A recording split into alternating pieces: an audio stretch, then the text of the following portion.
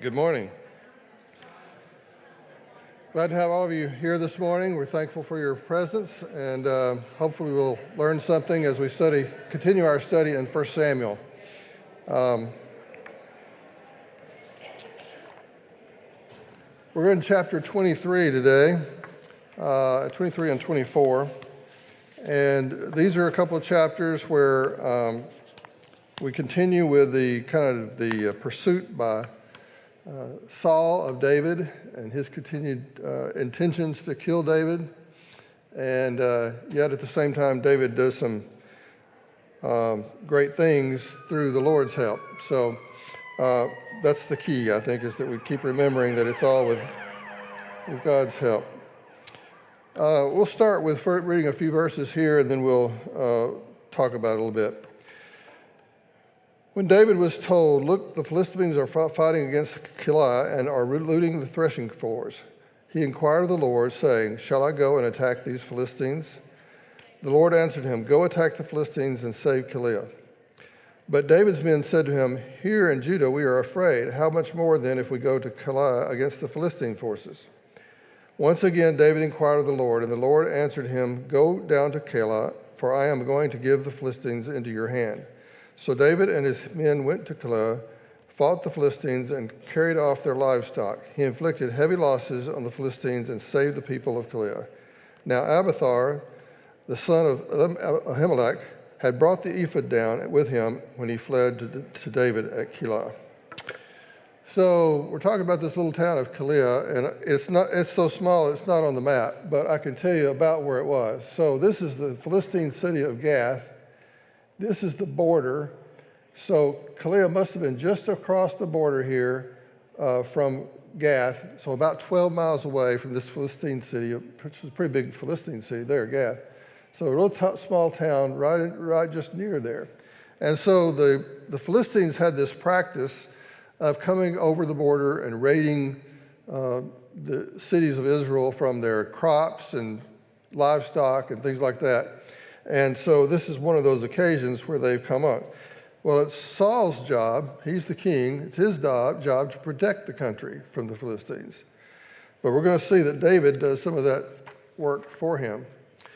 Now, it talks about Abiathar bringing the ephod, and when it talks about David consulting with God, it usually means he's having one of the priests use these, either, we don't know if they were stones or sticks or whatever they were, but the Urim and Thummim, those are talked about early in Exodus when the Lord has given Moses the directions on what the tabernacle was going to be like, as well as the priest's uniform and what the priests were going to wear. And one of the things they wore was this breastplate with an ephod. An ephod is kind of like an apron, and that breastplate had 12 stones representing the 12 tribes of Israel, but there was somewhere on there, and I'm not quite clear where exactly, but somewhere in this uniform there was the Urim and Thummim, so they would always be there when the priest needed to have a decision from God.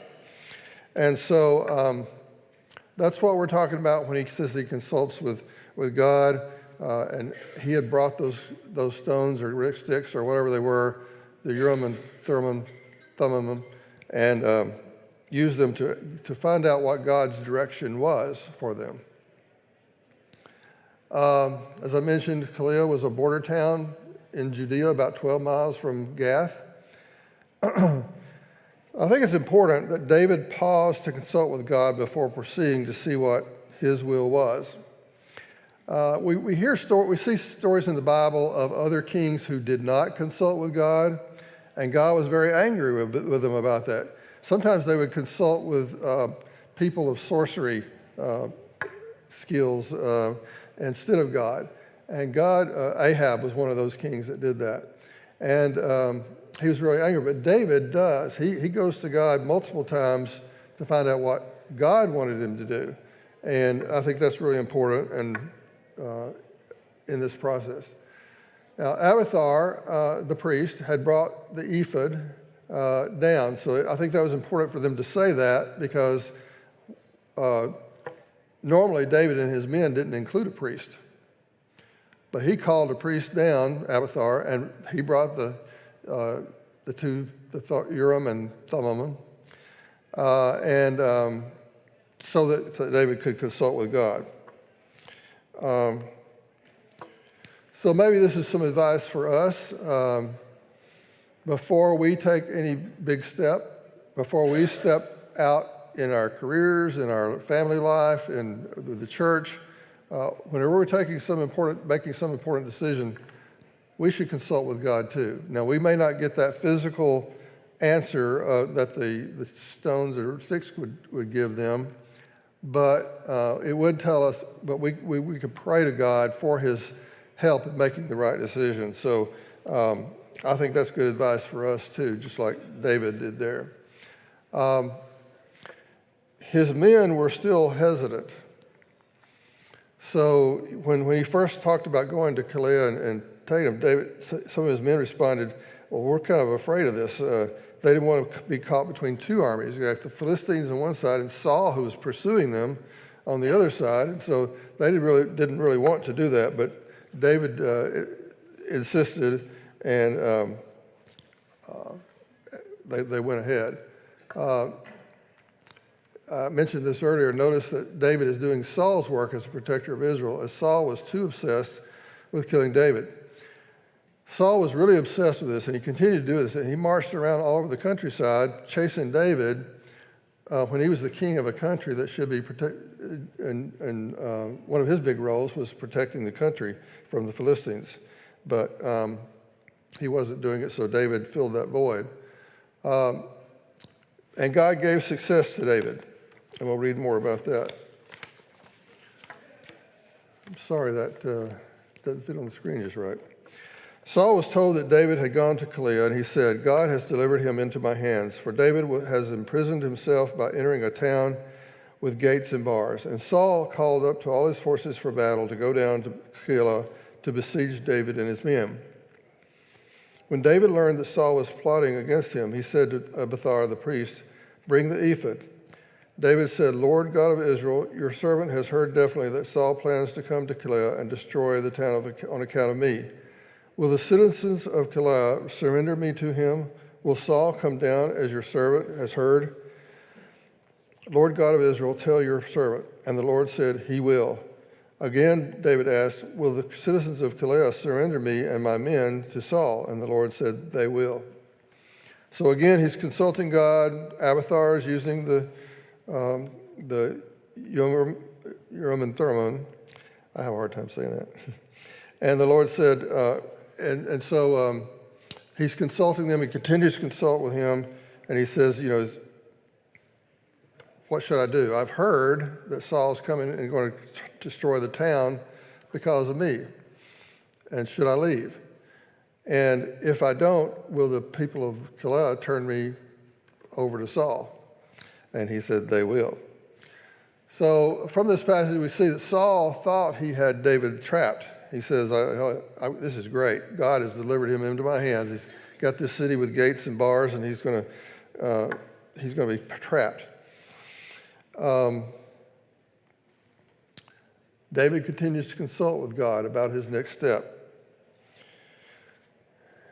And God answers him that he should leave Keilah, as the people of Keilah would turn him over to Saul, even though David had just delivered them from the Philistines. He delivers the city from the Philistines, and then they'll turn him over to Saul. Of course, Saul was the king, and the people felt like if they don't do what the king wants me to do, he's going to punish us. And so, they're going to turn you over. But God is protecting David, the future king.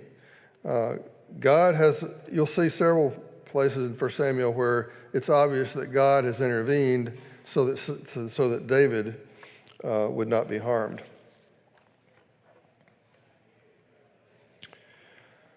So David and his men, about 600 in number, left Keilah and kept moving from place to place. When Saul was told that David had escaped from Keilah, he did not go there. David stayed in the wilderness strongholds and in the hills of the desert of Ziph. Day after day, Saul searched for him, but God did not give David into his hands. While David was at Horesh in the desert of Sif, he learned that Saul had come out to take his life, and Saul's son Jonathan went to David at Horesh and helped him find strength in God. Don't be afraid, he said. My father Saul will not lay a hand on you. You will be king over Israel, and I will be second to you. Even my father Saul knows this. The two of them made a covenant before the Lord. Then Jonathan went home, for David remained at Horesh. So Saul continues to run or pursue David from place to place, and David's trying to stay a step ahead of him, running somewhere. I think it's really interesting that that Jonathan visits David, because there's probably some risk on his part. There's sort of this spy network that Jonathan's hearing this from his spies, and Saul's hearing this from his spies of where David was and where he was going. But Jonathan comes to encourage David. The Bible says that Jonathan helped David find strength in God. What a true friend that is. And we should be similar in our desire to encourage and lift up our fellow brothers and sisters when they are facing difficulties. A true friend will want to encourage them, will want to help them find strength in God, which is what it says that Jonathan did for David. And it's interesting, Jonathan had already come to believe that David will be king and not his father himself. Now, I'm sure Saul would not be happy with Jonathan having been there, and maybe would have harmed him in some way, punished him in some way, if he knew it. But Jonathan was willing to, because of his close relationship with David, take that risk. But he also knows already that typically in those days, kings would be, if they weren't killed by assassinated, if they would pass the kingdom on to their children, their oldest son. And so Jonathan was next in line to be king. We still see that in Britain, don't we? It's kings become children. But in this case, Jonathan knew that wasn't going to happen in his case, because he knew David was going to be king. And his father would not be, that David would take his place.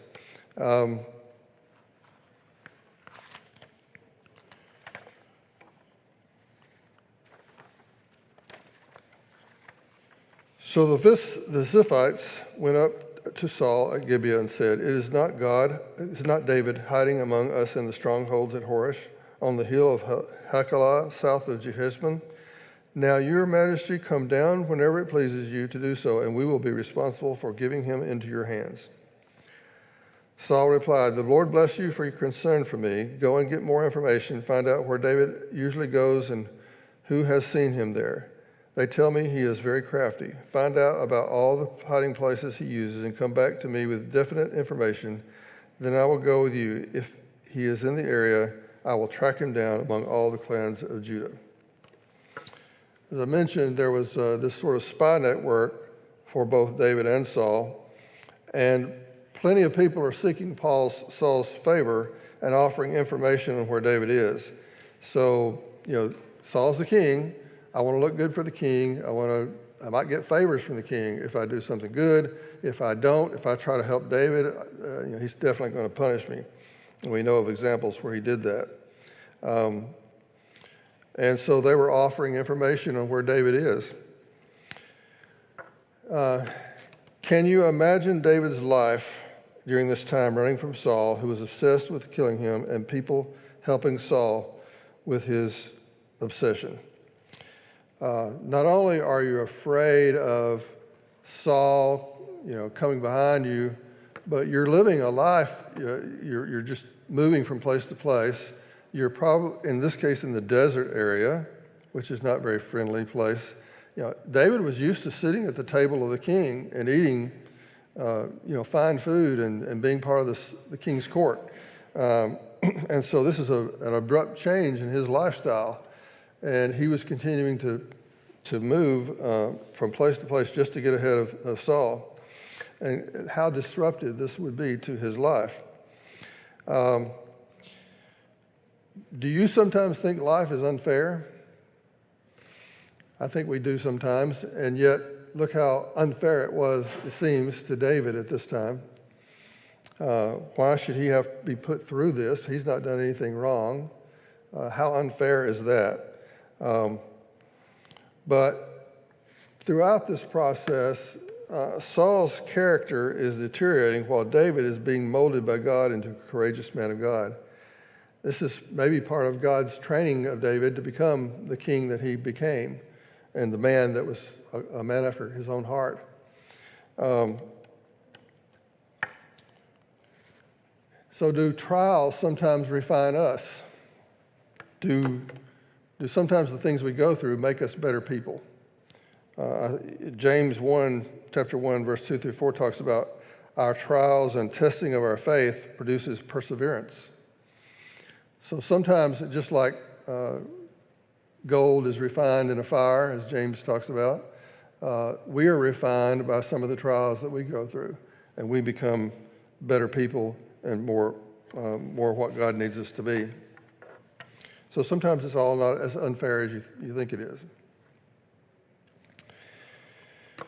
So they set out and went to Ziph ahead of Saul. Now David and his men were in the desert of Maon in the Arabah south of Jeshimon. Saul and his men began the search, and when David was told about it, he went down to the rock and stayed in the desert of Maon. And when Saul heard this, he went into the desert of Maon in pursuit of David. Saul was going along one side of the mountain, and David and his men were on the other side, hurrying to get away from Saul. As Saul and his forces were closing in on David and his men to capture them, a messenger came to Saul saying, "Come quickly, the Philistines are raiding the land." Then Saul broke off his pursuit of David and went to meet the Philistines. This is why they call this place Selah Hameleketh. And David went up from there and lived in the strongholds of En-Gedi. So it mentions the rock, which some translations just say the mountain, but it was apparently a well-known mountain in that area. But interesting how David's escape came from God here, where he was called away by the Philistines. Saul was called away by the Philistines, and so he had to leave and go out to meet them. And so that gave David another way of escape. Paul says that God will provide us a way to escape from any temptation in 1 Corinthians 10, and I think he does. So much like he provided David with escape, he provides us escapes from temptation. And that word I tried to say a while ago means the rock of parting, and that's because they parted there. That's what the name is. So it mentions at the end there that he went to En-Gedi. And when we were on our trip to Israel, we stopped at En-Gedi. It's a national park now. But this is what the area looks like. It's very deserty and lots of caves. There's caves there. You can see caves up there. And we couldn't go to the whole area. The national park, you had to stay kind of on the trails that they let you go on. But you can see the kind of terrain that was involved. And so I took a picture of some of those caves that I could see to kind of, because I knew someday I would need this for a class. But En-Gedi does have a spring. And so that's the distinction between places you can live and you can't live in that desert region is where there's water. And in this case, when we were there, some of the tourists were standing underneath that water, taking a shower, if you will, because it was cool down. It was very hot over there when we were there. It was 100 degrees plus on several days. And most of this desert area was just completely dry. But here at En-Gedi, there is a very nice spring, and there's some wildlife that lives around that spring. So it's kind of a unique place in the middle of the desert.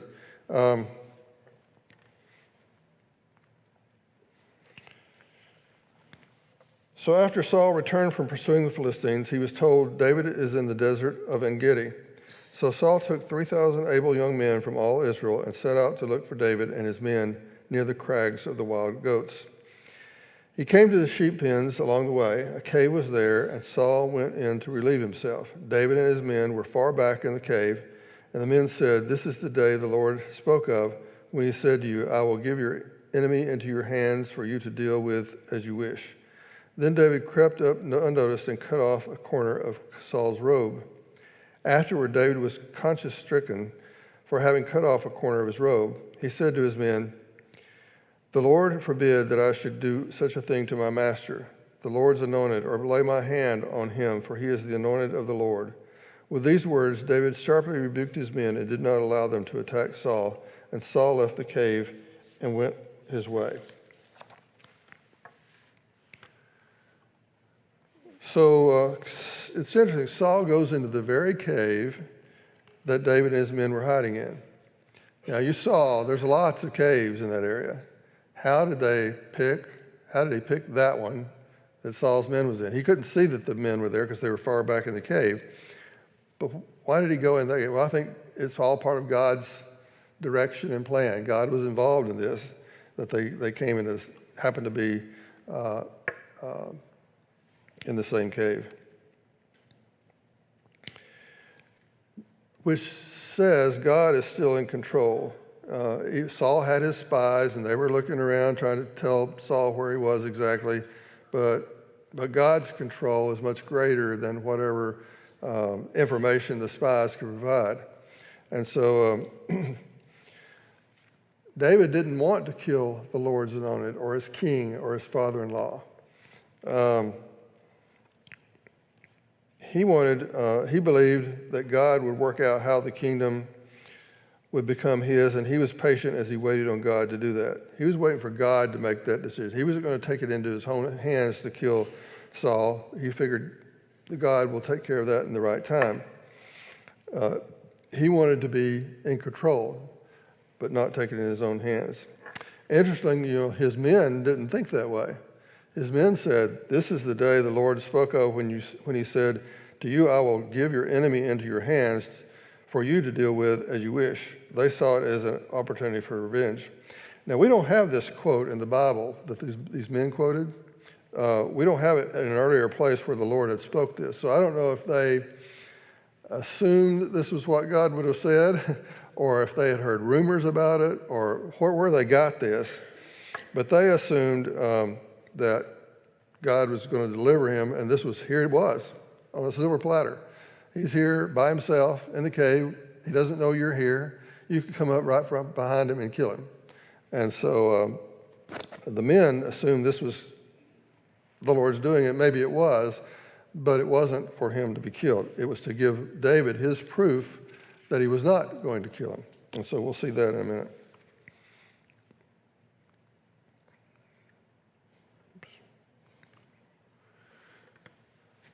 Then David went out of the cave and called out to Saul, My lord the king. When Saul looked behind him, David bowed down and prostrated himself with his face to the ground. He said to Saul, Why do you listen when men say David is bent on harming you? This day you have seen with your own eyes how the Lord delivered you into my hands into the cave. Some urged me to kill you, but I spared you. I said, I will not lay my hand on my Lord because he is the Lord's anointed. See, my father, look at this piece of your robe in my hand. I cut off the corner of your robe, but did not kill you. See that there is nothing in my hand to indicate that I am guilty of wrongdoing or rebellion. I have not wronged you, but you are hunting me down to take my life. May the Lord judge between you and me, and may the Lord avenge the wrongs you have done to me, but my hand will not touch you. As the old saying goes, from evildoers come evil deeds, so my hands will not touch you.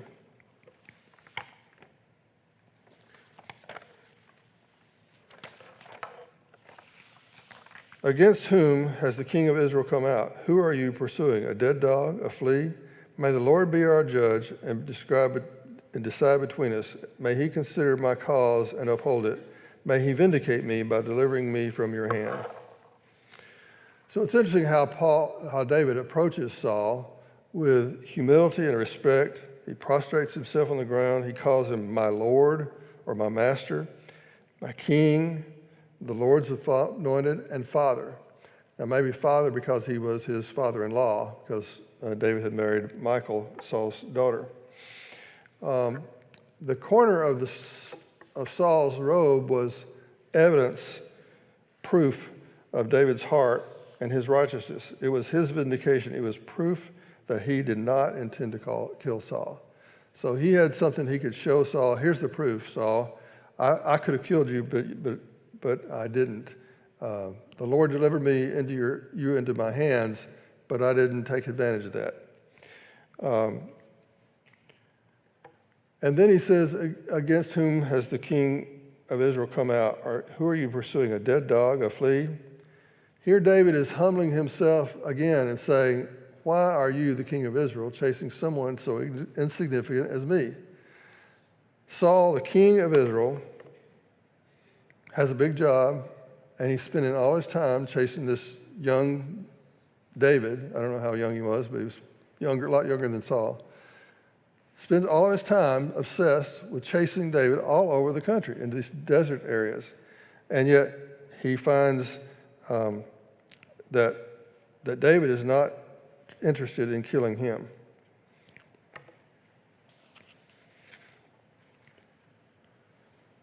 When David finished saying this, Saul asked, "Is that your voice, David, my son?" And he wept aloud. "You are more righteous than I," he said. "You have treated me well, but I have treated you badly. You have just now told me about the good you did to me. The Lord delivered me into your hands, but you did not kill me. When a man finds his enemy, does he let him get away unharmed? May the Lord reward you well for the way you treated me today. I know that you will surely be king and that the kingdom of Israel will be established in your hands. Now swear to me by the Lord that you will not kill off my descendants or wipe out my name from my father's family." So David gave his oath to Saul. Then Saul returned home, but David and his men went up to the stronghold. I think what they mean by stronghold is because this desert area, you could get up into these high caves, up into these high areas, and you had a really good strategic position to defend yourself from anybody that comes along. So that's just my speculation. Saul, at least temporarily, shows some remorse, but it doesn't bring about repentance, because we know in chapter 26, which is just a few chapters ahead, he's back to chasing David again. So, but at least for a moment, he shows some remorse, and he recognizes David as being more righteous than him. But his major concern, again, is somewhat selfish, as he asks David not to wipe out his family when he becomes king. Often when there was a change in kings or leadership, often they would wipe out all the sons, the daughters, any relatives of the former king, so that there wouldn't be an heir to be raised up against the succeeding king.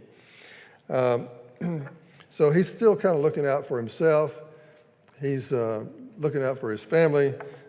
He's not so much concerned about the kingdom or about Israel or about God.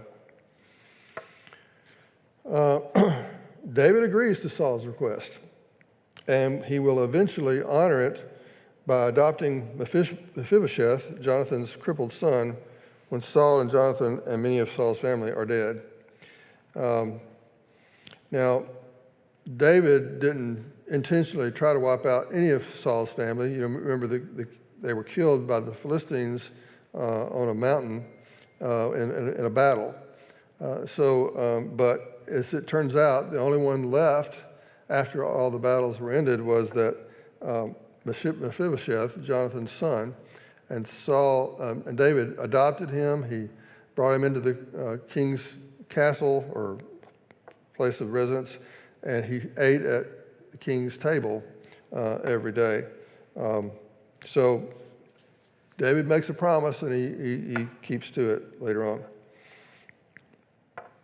Saul again takes up pursuit of David again in chapter 26, so he didn't completely change. One of David's greatest victory was in that cave today. In Proverbs 16:32, it says, "Better a patient person than a warrior, one with self-control than one who takes a city." So David exercised extreme graciousness, patience, respect for God's will on that day when he just cut a little corner off of his robe versus killing him. And that's a great lesson for us too. You know, if we have the Spirit, you know, two of the fruits of Spirit were exercised here: patience and self-control. And so that's something we can exercise and learn to do better each day as we become more and more part of God's Spirit. I believe that's all. We got a little bit early today, but we got out a little bit earlier, and we had less scripture today than we normally do. But hope there's something there. I'll give you a chance to ask any questions or comments about what we studied today.